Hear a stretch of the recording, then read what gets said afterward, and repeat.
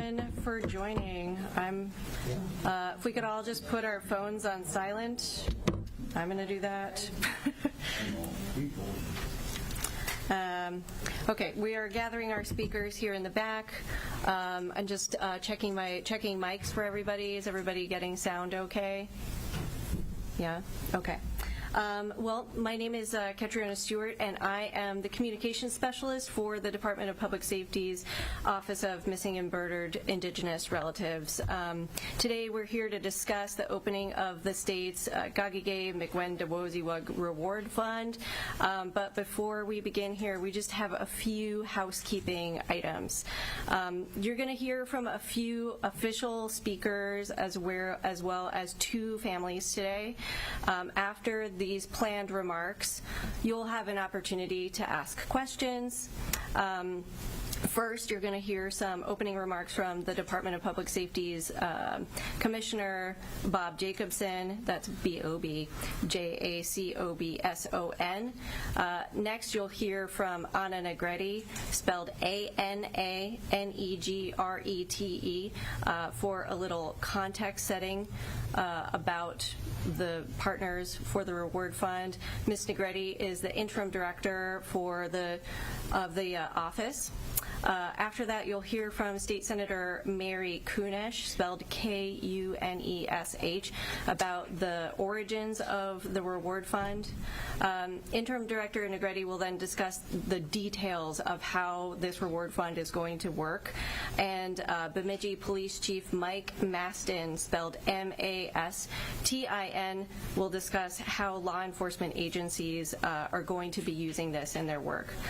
Finally, we're going to hear from Kathy Michow, spelled K-A-T-H-Y-M-I-S-H-O-W. Kathy is the mother of Kateri Michow of Minneapolis, who has been missing since 2007. Kateri is spelled K-A-T-E-R-I. We'll also hear from Lisa Ortley, spelled O-R-T-L-E-Y, who is the mother of Frank Ortley. He was murdered in Minneapolis in 2022. We'll save questions until the end. When you ask your questions, please kindly state your name and the media organization that you're reporting for so that we can follow up with you afterwards. Thank you so much, and I'll hand it over to the Commissioner.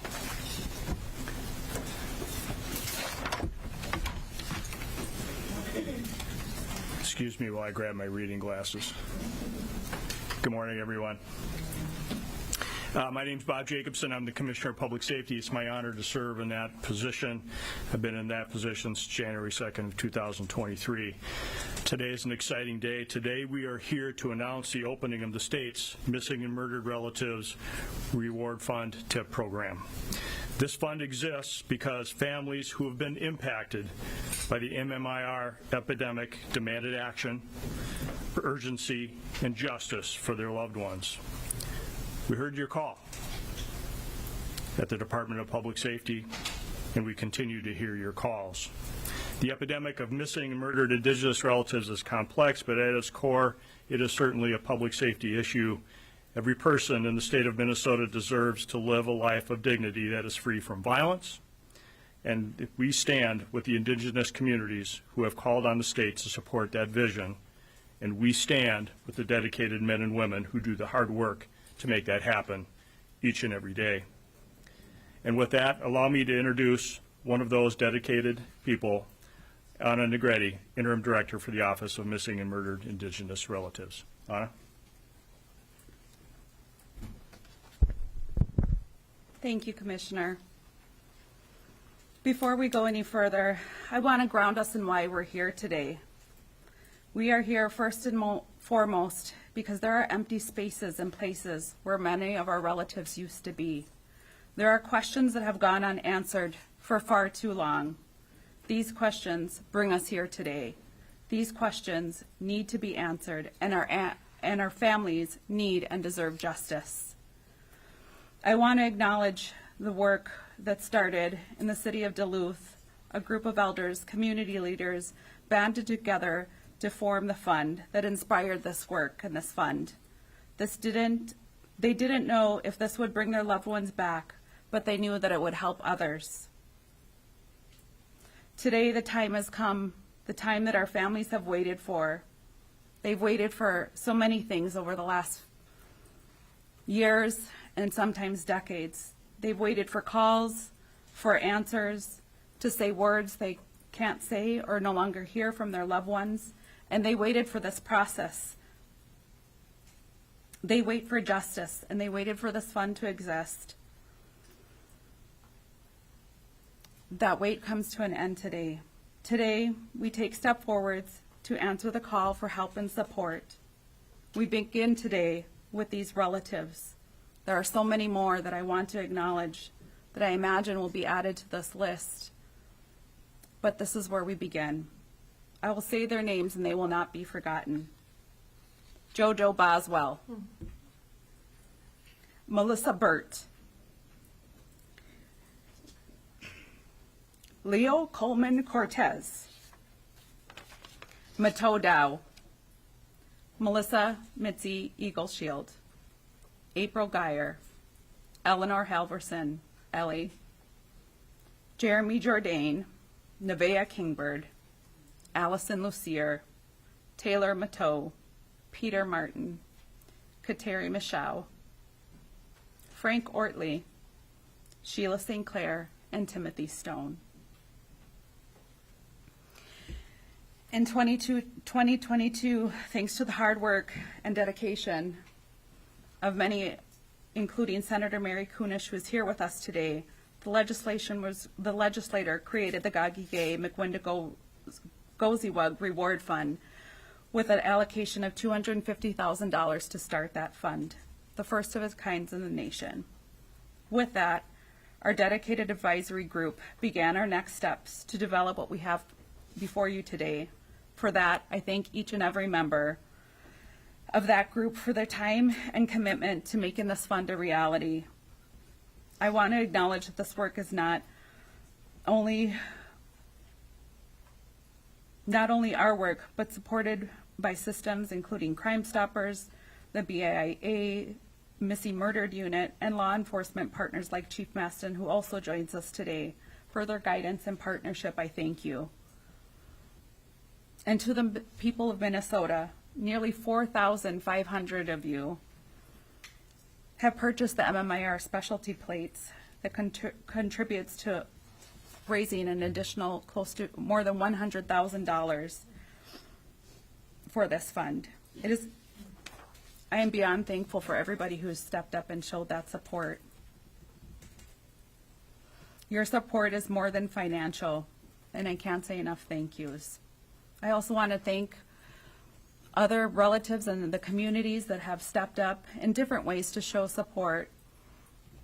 Over the past few months, I've met with some hardcore rock bands who played a show and wanted to make sure that the community knew about MMIR.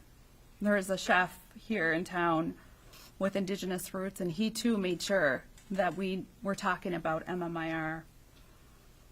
There's so many people to thank for what we have before us, but we know it's just a beginning point. I want to say one final thing as I hand it off to Senator Kunesh. To the families, you're the heart of this work, and you're not alone. So thank you to all of you. I'm humbled to have played a part in this role and helping roll this out. And now I proudly welcome Senator Mary Kunesh, who has championed this initiative from the very beginning.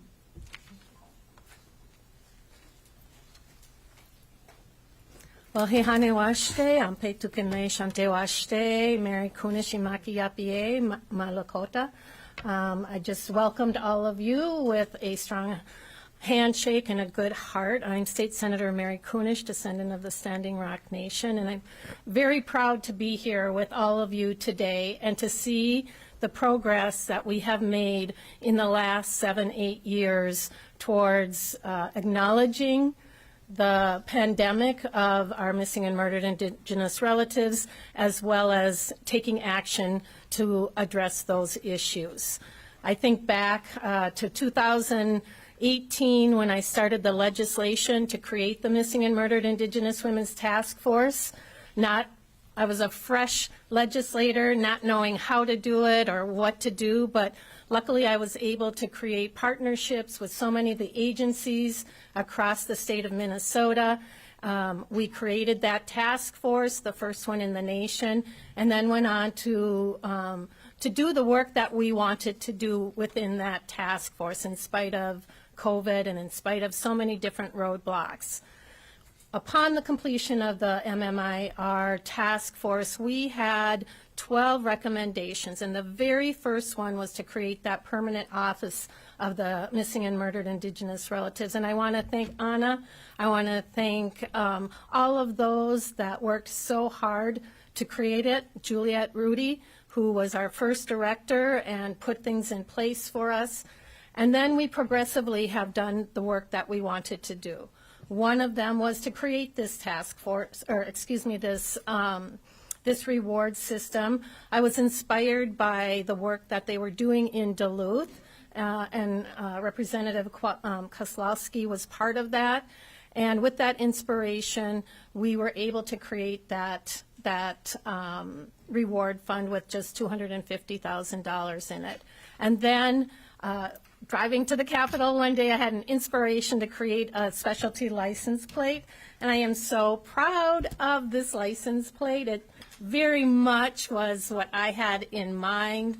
We have the ribbon skirt, we have the emblem of the MMIR office on it, and I can tell you it really warms my heart as I drive through the Twin Cities, drive through the state actually, and see this license plate. I don't think that's going to stay up there. You can hold that. But I think it is just showing in the shift of the approach that we are addressing this historic violence against our Indigenous relatives that have continued to happen for centuries, for generations. This reward fund, they tell me, in just the year that it was there, has garnished over $100,000 to go into the reward fund, to not only use it to look and investigate missing and murdereds, but also to help access information from the community as well. And I'm also excited that there were over, was it 400 and over, how many? 4,500 license plates are out there. And it really, as I said, when I'm out and about and I see that license plate, it just tells me that we're on the right track. So if you find a MMIR kerchief on your car when you have that license plate, or if somebody drives by honking at you, waving with a thumbs up, it might be me, it might be Anna. But just really want to thank all those involved, not only the community, but the agencies that are working so hard to make sure that we have these resources in place and that we are able to continue the work. So with that, I say Chimigwe, Chwopilitanka, and Pinigigi. And next we have Chief Maston. Thank you. I also need readers at this point. So, all right. Well, first of all, I am honored to be here. This topic is near and dear to my heart. Within our own community, the Bemidji Police Department, unlike many others across the state, we have investigated thousands of missing person cases throughout the years. Thankfully, because of the diligent work of officers and detectives in our community, only 2 remain missing. And those 2 have been missing for far too long. Those individuals are Jeremy Jourdain and Nevaeh Kingberg. And I am hopeful that this reward program encourages people who have been holding on to information for far too long to come forward. It's time to give these families closure. The process for setting up this, Anna and I have had many discussions. It's a complex program, it's a complex issue, and we're hopeful that it's simple for people to use. The MMIR office does not accept tips directly, those tips, unlike Crime Stoppers, the tips would go directly to the law enforcement agency. Individuals can remain anonymous, and both law enforcement agencies and MMIR office, are committed to keeping people anonymous. That information that you're hanging on to, that's tearing at you, it's time to let it out, and this is an opportunity to do that. I'm hopeful that through the creation of this, through the work of Senator Kunish, this is that final step. This is that final encouragement that people need to share information, and we can bring all of our missing relatives home and bring closure to all of our families. Thank you.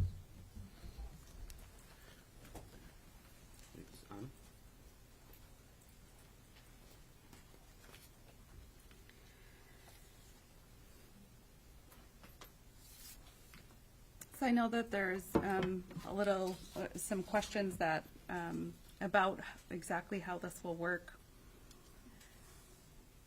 The purpose of the reward fund is simple: to help solve and bring justice to the cases and the families affected by the MMIR epidemic, not just murdered, but also our missing relatives as well.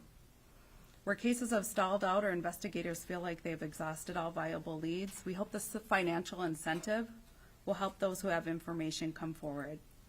These families, our families, my families, have braved unimaginable pain and loss. And I say to those who have information, now is the time. It's your turn to be brave. Step out of a culture of silence. We need you to come forward with information that will help our families and our community heal.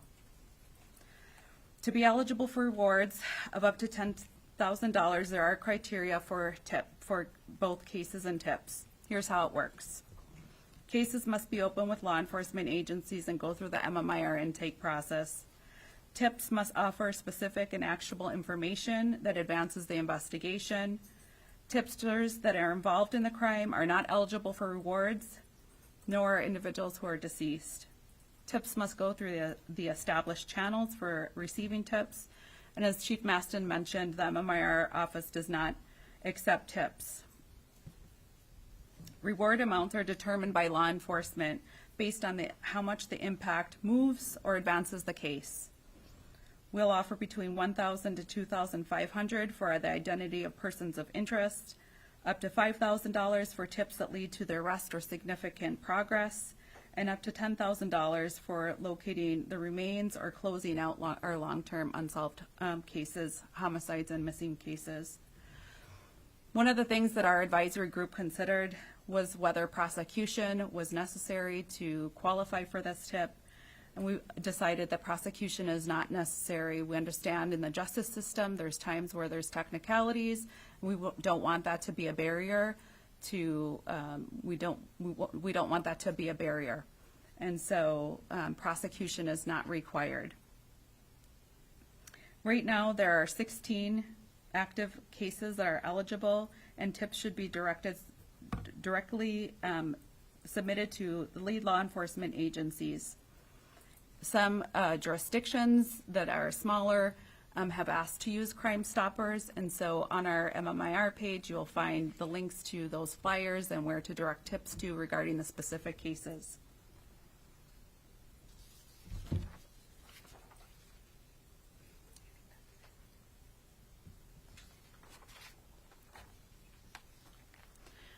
Right now I'd like to introduce some of our impacted family members.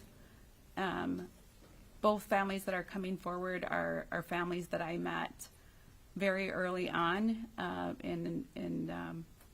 as our offices were developed, and so today due to Kathy Michaud.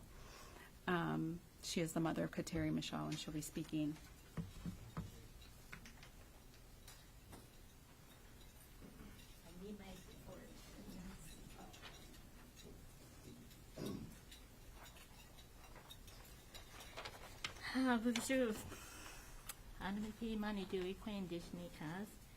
My name is Thunder Spirit Woman, and Kateri's Ojibwe name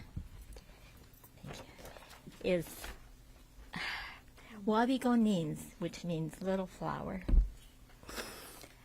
I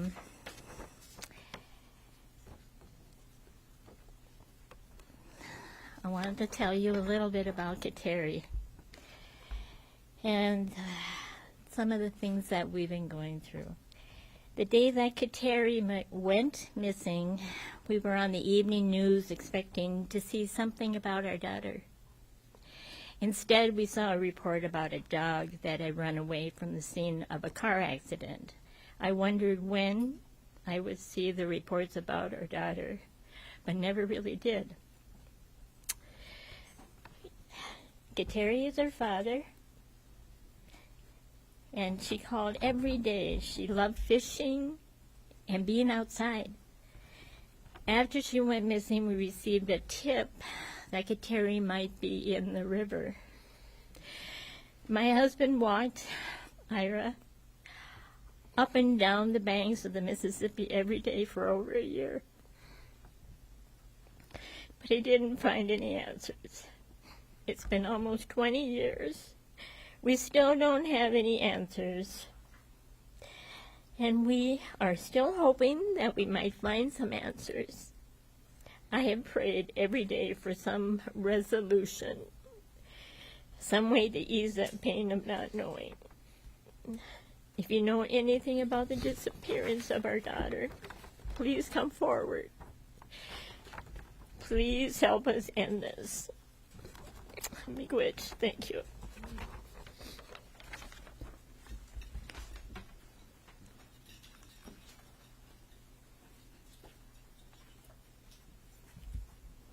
I now want to introduce Lisa Ortley. She is Frank Ortley's mother, and she'll be saying a few words.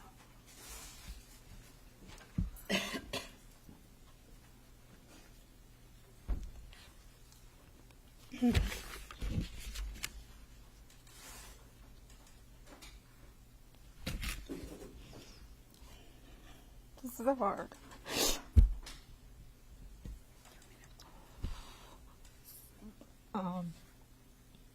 On October 28th, my son. Thank you.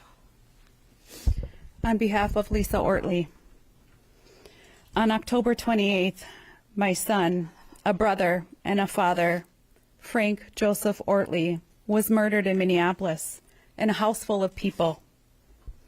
The very next day, on October 29th, that same house, the scene of his death, was set on fire for the first but not the last time. From the very beginning, it felt like someone was trying to erase what happened, but we will not let Frank's story be erased. Since that day, our family has lived with the silence that is both painful and unjust. We have lost more than Frank.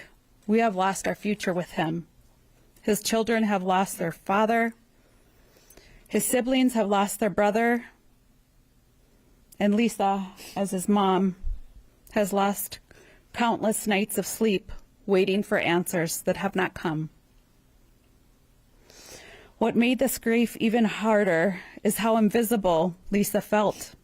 Unlike today, when his name is finally being spoken in a public way, there was no coverage here in Minnesota when Frank was killed.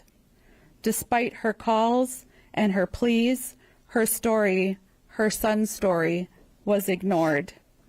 Like many of our families of missing and murdered Indigenous relatives, she and her family have been alone to carry the burden and sit in that silence. But today, I am here to speak his name out loud. Frank Joseph Ortley, my son.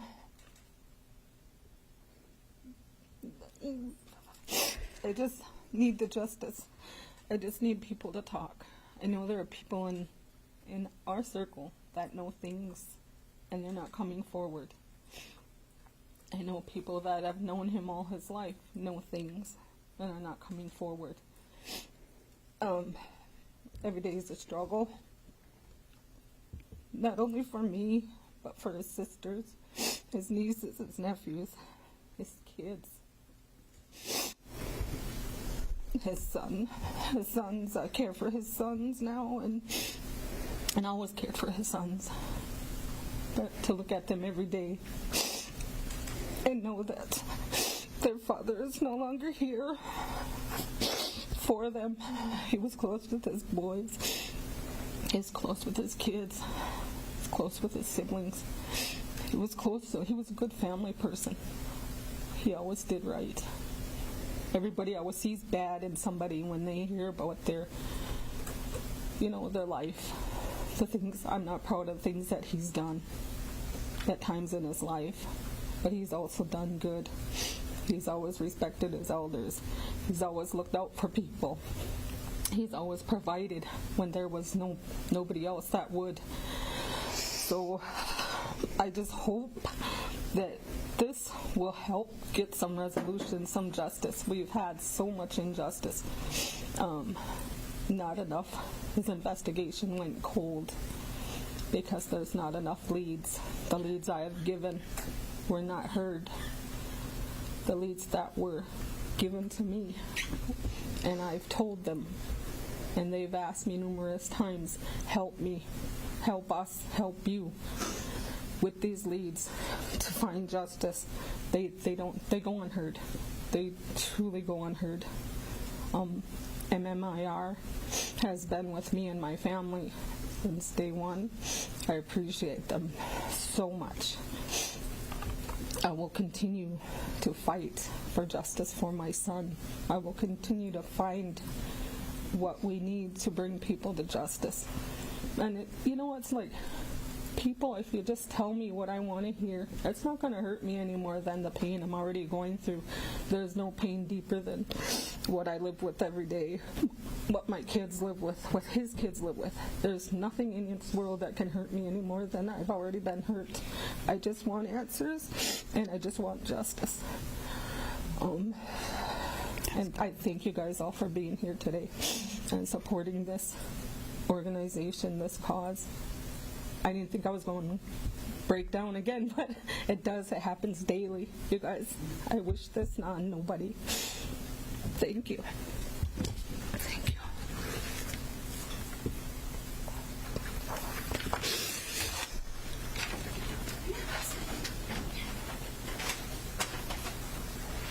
Now we'll open it up for questions. Thank you. Go ahead, Kim. Kim, hi, Sergeant Mann. Just wondering if you can explain the two-year rollout of this and what the delay was. The question was, what was the delay and rolling out the program? That's a fair question. The delay is that there's no model for this. There's no template. And so there was a lot of factors to consider. Unlike Crime Stoppers, we at MMIR cannot directly take tips.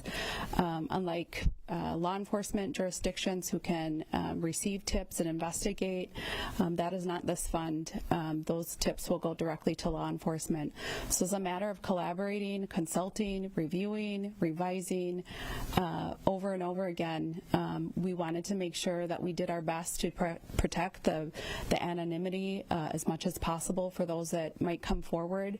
We understand it takes a lot of bravery and courage, and so we fought hard to do the best we can and make sure that we do this right. Question for Chief Maston.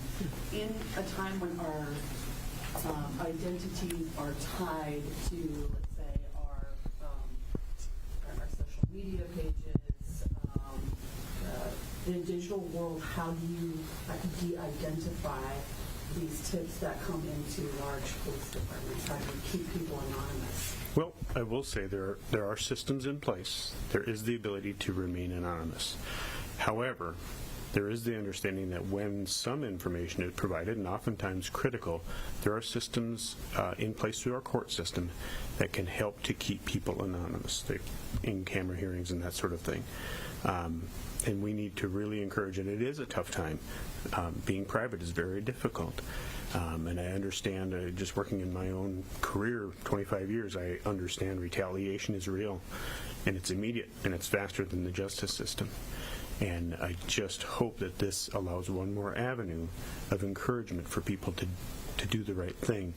And I hope that there is the opportunity to close some of these cases with the belief that they can truly remain anonymous. So. Maria with KSDP. What is the total number of unsolved cases in the state? Excuse me, the total number of unsolved cases. What the MMIW task force found is that there's gaps in database systems, and so that number is unknown. Last year, what I can tell you is that missing persons cases in Minnesota involving Indigenous people was 716. However, the homicide rates between jurisdiction, that number is an unknown number. And you mentioned that 16 are eligible for the reward. Are those like the long-term cases? And are Frank and Terry's cases involved in that? Yes, the cases that are eligible are long-term missing persons cases, and unsolved homicide case, and also the death of Allison Lucier, which has not been officially been called a homicide, but the family and our office has reason to believe that it's a homicide, and so we're here to support cases. That was one of the factors that I know that we wanted to, the MMIW task force and our office has talked about, is what about those areas where we don't agree with those findings.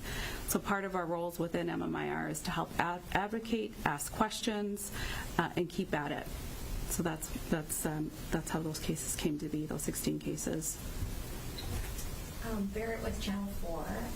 You talked about the criteria a little bit for tips. And, you know, it needs to lead to actions to be eligible for that money. What sort of tips are you looking for? Because sometimes it's something really small that can lead to something big. Well, I'm sorry, I'll step up here. Obviously, you're absolutely right. It can be the smallest thing, and that's what I'm hoping this encourages, is people who think they have just something small. But you have to realize many of these cases are a giant puzzle, and we might be looking for that one little piece that puts it all together. And we're hopeful that that piece of information might be the link. And clearly, law enforcement agencies, ours included, will work closely with MMIR and the Reward Advisory Committee to determine if that, in fact, was the pivotal point in the case. And for a lot of these, speaking for ours, it has been time. And yes, we've investigated hundreds of tips, just like every other agency who has something like this going on. There are tips that come in immediately, and then they begin to repeat. And there's a little nuance that happens sometimes. You know, the story changes because they heard it from somebody who heard it from somebody. But it might be that one little piece of information that someone's been holding on to that puts it all together, that makes sense of the bigger story and completes that puzzle. And we're hopeful that this reward program allows for that. Mary Murphy with One Service. I just have a clarifying question for Senator Kunish on the funding. So the 2,500, or sorry, 250,000. Sure. 250,000. That's one-time funding, but there's also continuous funding coming from the license plate revenue. Is that correct? Yes. We were able to secure that $250,000 as seed money for the reward system. And then I have always been worried and concerned about how to continue to ensure that there is revenue for this permanent office and also their ongoing work. And so when I mentioned I had an inspiration driving to the Capitol one day about these license plates, it occurred to me that this could be a continual revenue stream for that office for those tips. And so I'm hoping that it will be self-supporting down the road if we're finding that those tips are coming in like crazy and we're running out of money and the legislature needs to fill that empty account again. We'll look at that. But as of now, I'm hopeful that those license plate fees will continue to fund that program. Yep. Can you clarify why that $250,000 was secured? If the license plate money is exclusively for the TIP program or if it's funding other operations right now? It was secured, and it is within the office, the MMIR office, and then those dollars do go directly to the MMIR office for the tips. When is the 250,000? That 2002-2003 session. 22 and 23. 22 and 23. Yeah, 2022 and 23. Yep. Yep. Jen Longigo with DPS. I'm asking this on behalf of Care 11. Jessica sent this in. This is by for Anna. What would you say to people who might not understand why this particular reward fund is needed?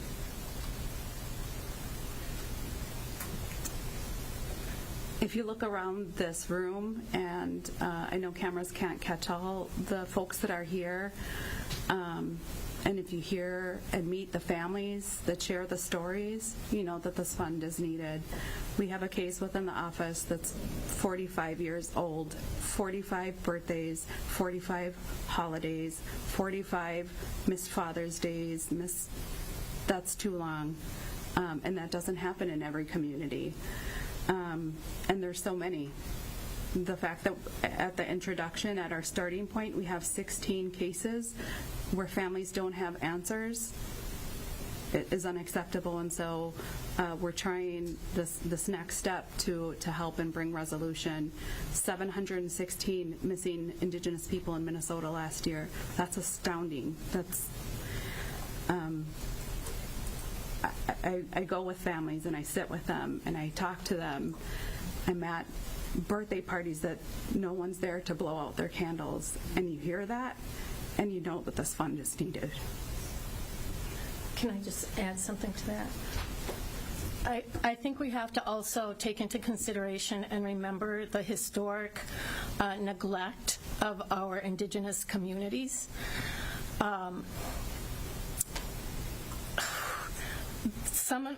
Some of the reasons why this fund is so important is that there are people out there that know things, and they are afraid to come forward for a number of different reasons. So it's not just the fact that there is a reward or a monetary incentive, which sometimes will get people to move forward and share that information, but it's also the ability to remain anonymous. And so the work that has been done around helping to ensure that if you do come forward, when you do come forward with information, we will keep that as best we can out of the public. Sometimes money loosens a tongue, sometimes it creates a discussion, sometimes it adds bits and pieces, but I think at the end of the day we have to remember that our Indigenous people, our American Indian people, have had such a long distrust of policing, of community organizations, of schools, of government, and that distrust has really added to one of the barriers in finding out what has happened to our loved ones. And so I just want to point out that this is not a new thing. This is generations of distrust, and if there's a way that we can create an opportunity to come forward to share that information, then I think this is money well spent. Melissa Olson from PR News. Question for Chief Maston. How do police departments create more trust? Certainly it doesn't just happen because there are tip reward programs. The trust between Native communities and police. Oh, absolutely. It takes years. It takes decades. You have to, I'll just speak from my personal involvement. I've been the chief for 14 years, and I have worked very diligently to build relationships, and you have to. And I still recognize there's a level of distrust,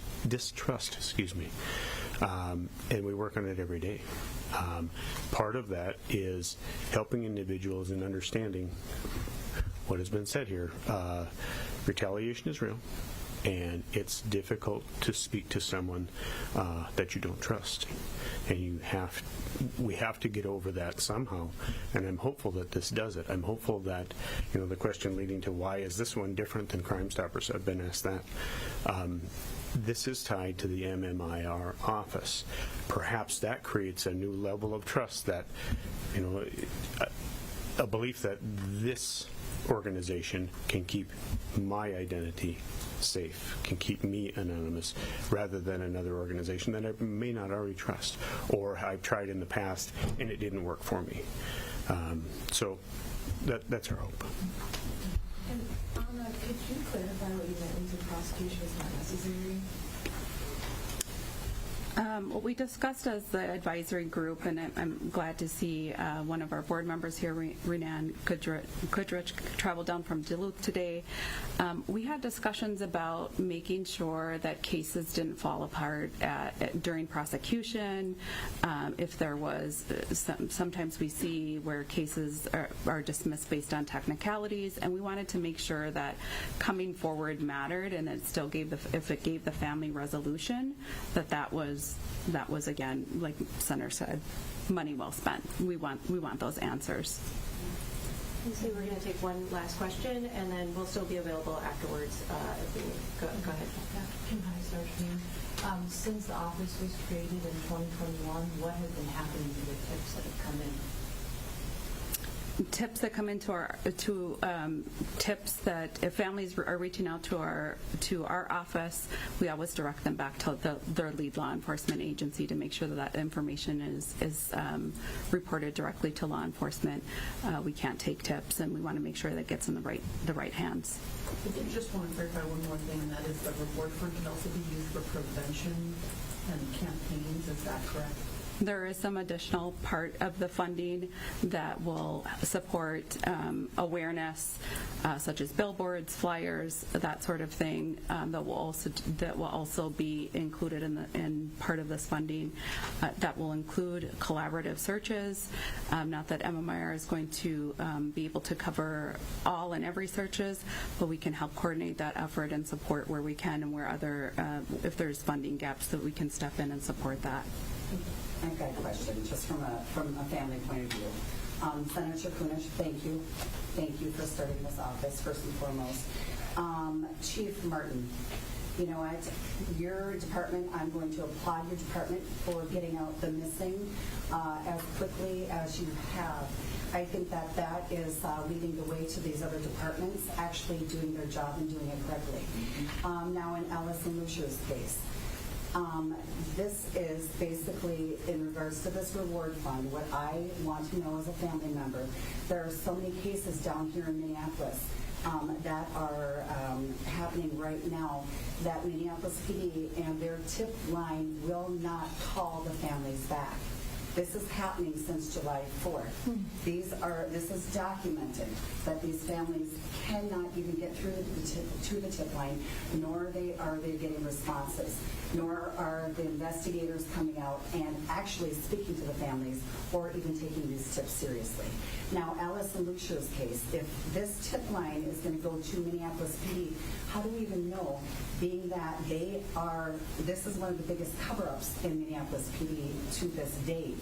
Because as soon as that story came out with the Star and Tribune, Chief O'Hara immediately opened up an internal investigation into who the leak was, rather than trying to find out who killed my niece, or even doing an investigation into the crime scene whatsoever.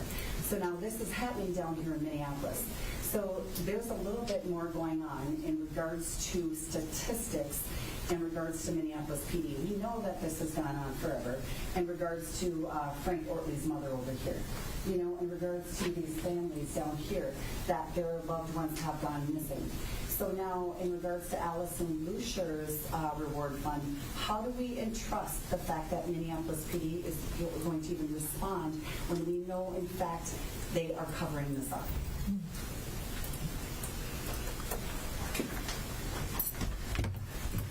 Good afternoon again. Bob Jacobson, the Commissioner of Public Safety, and thank you for your question. Number one, this fund is built, and this process and MMIR are built on serving the families who are victims, including yours, ma'am. And I'm so sorry for the trauma that you or your family may be working through.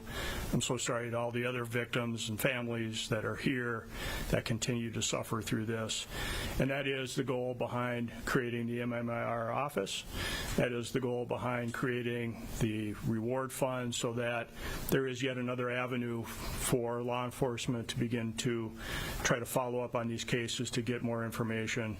And as Senator Kunish had mentioned, there certainly are numerous disparities within the Native community on crimes and crime victims, and we do think that it's very important for us to focus the light on those of the Indigenous community and families who have been victims of crime.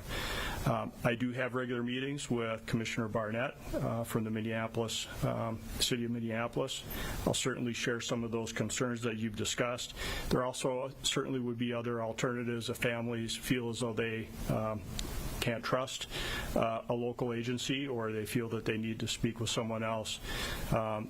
Certainly can speak to other agencies that are nearby, or the State Bureau of Criminal Apprehension, but we always prefer that tips or investigative leads go through the agency of jurisdiction. But nothing says that you can't report something not only to a local police department, but you can also report it to the Bureau of Criminal Apprehension or the Department of Public Safety, and we'll certainly follow up with those organizations.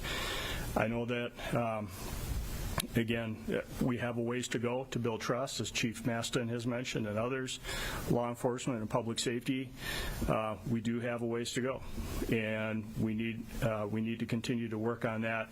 And what I'm really hoping for is that events such as this and announcements such as this create some synergy and some energy, not only in the Indigenous community, but in communities at large, that this is an issue that we need to find those who are missing and murdered. We need to prosecute when we absolutely ever can those who are responsible. So we'll continue to look at that, and we want to be as helpful as we can. How are we going to hold the police accountable? How are we going to hold the police accountable? You know, in Allison Lucher's case, you know, Mr. Jacobson, the fact that they did not call in crime scene from the instant that they found her deceased. They never found her phone. They didn't, her door was unlocked. This is not the actions of somebody that is terrified for her life. Now, when we go into this, and Chief O'Hara, Mayor Fry, is still backing Minneapolis PD, and Chief O'Hara, and he goes on TV spinning the narrative of an Indigenous woman that was fearing for her life. Spinning the fact that, she had drugs in her system. Now, this is kind of like one of those issues. How do we trust you, and what are you going to do for our community? I mean, let me just tell you another thing. I'm sure that you've heard of this case where Minneapolis PD 2 weeks ago, a 17-year-old was overdosing on the side of the road right next to a squad car. Somebody Narcaned him, ran to the squad car, and your police department, 2 officers, refused to give them Narcan so that they don't carry it. And then they said that they would have to call paramedics in order to get it, to receive it. They were willing to watch a 17-year-old die in front of them. And I know that that's your policy. That is Minneapolis PD's policy, to carry Narcan on them, and then to refuse actually calling paramedics for this family. An 11-year-old had to run back to Little Earth and get Narcan in order to keep this child alive. So I think if you have some time, let's take this offline after this. I would love to sit down and talk with you a little bit and make sure that you have my contact information. We can continue to talk about this. And again, to you and to the families here who have suffered from, from the trauma of losing missing or murdered relative, again, our condolences and our thoughts are with you all. And let's catch up offline and see if we can come up with some solutions, or at least have some good discussion, if that's okay. Also, because I'm tired of going in front of the city council. I'm tired of having to go down there and make this case, be known. You know what? Yeah. I mean, this is what's happened here to us in our community. And the fact is that, Chief Martin, thank you for standing up. Thank you for showing up. Thank you for doing what's right for our people. Okay, let's catch up offline. We'll be around. I'll be around for additional questions and can coordinate everything. Thank you so much for attending. If you're press, make sure you have our press release. And thank you to all of our speakers, and thank you so much. Everybody have a great day.